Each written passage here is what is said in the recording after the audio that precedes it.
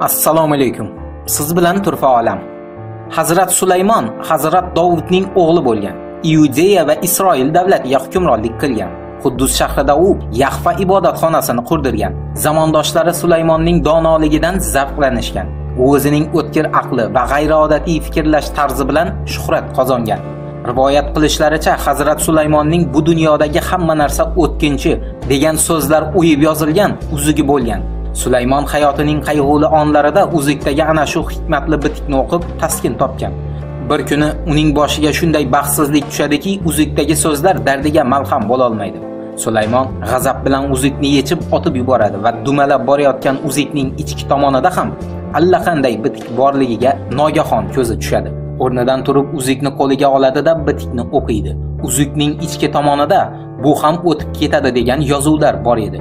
Shunda Sulaymon achchiq kulimsirab uzukni barmog'iga taqadi va umrining oxirigacha uni yechmaydi. Shu kabi dunyo tan olgan buyuk faylasuf va allomalar haqidagi ma'lumotlarini Turfa olam 22 fevraldagi 2-videorolikida sizning e'tiboringizga havola qiladi. Marhamat. Qadimgi Yunon faylasufi Aristotel Frakiyaning Stagira shahrida dunyoga kelgan. Shu sababli ba'zan Aristotelni Stagirit deb ham atashgan. Aristotelning otasi Nikamah Makedoniyaning hukmdori Aming II-ning shaxsiy tabibi bo'lgan. Aristotel Makedoniyaning bo'lg'usi hukmdori Filip bilan bolaligidan birga o'ynab katta bo'ladi. Miloddan avvalgi 343-yildan boshlab Arastu Aleksandr Makedoniyasiga murabbiylik qila boshlagan. Aleksandr taxtga o'tirgach, o'z ustozi Aristotelga atab haykal barpo etadi. Uning poyida shunday yozuvlar bor edi. Aleksandr ushbu yodgorlikni Nikamahning o'g'li buyuk donishmand va avliyo Arastu xotirasiga o'rnatdi. Sharq bitiklarida yozilishicha, bir kuni Aleksandrdan so'radilar: "Ne sababdan ustozing Arastuni otang Filipdan ham a'lo ko'rasan?" Shoh Aleksandr shunday javob qildi: "Otam meni jismimni tarbiyalab osmondan yerga olib tushdi. Ustozim Arastu esa ruhimni tarbiya qilib yerdan osmon qadar yuksaltirdi." Aristotel sochini peshonasiga tushirib, kalta soqol qo'yib yurgan. Zamondoshlarining guvohlik berishicha, lablari chetidagi doimiy kinoyali tabassum natijasida paydo bo'lgan ajinlar Arastu o'zini faylasuf Platonning shogirdi deb bilishidan darak bergan. Arastu havas qilarli darajada o'tkir zehn sohibi bo'lgan. U hayoti davomida 445.270 satrdan iborat 28 ta kitob yozgan ekan. Buyuk hakim, olim va faylasuf Ibn Sino Buxoro shahri yaqinidagi Afshona qishlog'ida tavallud topadi. U 19 yoshga to'lganda ona shahri Buxoroni qoraxoniylar bosib oladi. Bosqinchilar shaharni butkul vayron qilib, ko'plab madaniy boyliklarni yo'qotib yuborishadi. Bu vaqtga kelib Ibn Sino istedodli hakim va faylasuf sifatida tanilib ulgurgandi. Ko'p o'tmay uni Sharqda Shayxur Rais, ya'ni donishmandlar yetakchisi deya atay boshlaydilar. Ibn Sino juda ko'p mutolaa qilgan. U ilm cho'qqilariga mustaqil o'qib o'rganish yo'li bilan yetib borgan. Bu haqda allomaning o'zi shunday deb yozadi: 10 yoshimda Qur'onni o'rgandim. Badiiy adabiyotlarni o'qib chiqdim. Keyin mantiq ilmiga oid kitoblarni mutolaa qilib, mustaqil ravishda bu ilmning nozik qirralarini o'zlashtira bildim. Shundan so'ng tibbiyot ilmiga murojaat qilib, ko'plab kitoblarni o'qishga tutindim. Qisqa vaqt ichida mening tibbiyot sohasidagi bilimlarim va davolash sanatim shunday sarhadlarga yetdiki, o'sha davrning eng hurmatli hakimlari mening huzurimga maslahat so'rab kela boshladilar.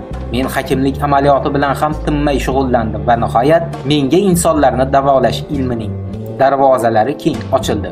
Bu vaqtda endigina 16 yoshga to'lgandim. Ana shu yoshimda tunlari uyqu, kunduzlari halovat neligini bilmay, faqat ilm bilan mashg'ul bo'ldim. Inson tabiati o'z bilimlarini mustahkamlash va ilm yo'lida olg'a borishga qay darajada qodir bo'lsa, men ham shu darajada harakat qilib ter to'kdim.